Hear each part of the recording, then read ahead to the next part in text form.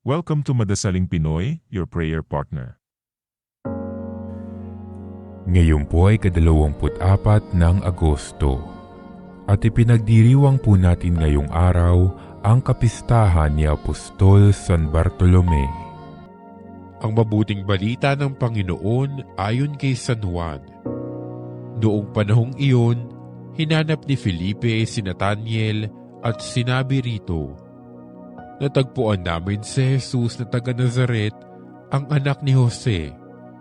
Siya ang tinutukoy ni Moises sa kanyang sinulat sa kautusan at gayon din ng mga propeta.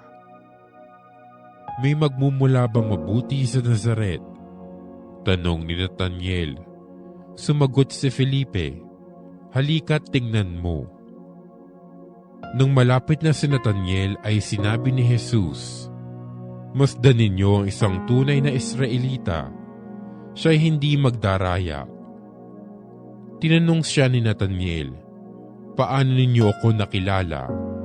Sumagot si Jesus, "Bago ka patawagin ni Felipe, nakita na kita nang ikaw ay nasa ilalim ng puno ng igos." "Rabay, kayo pong anak ng Diyos. Kayo ang hari ng Israel," wika ni Nathaniel.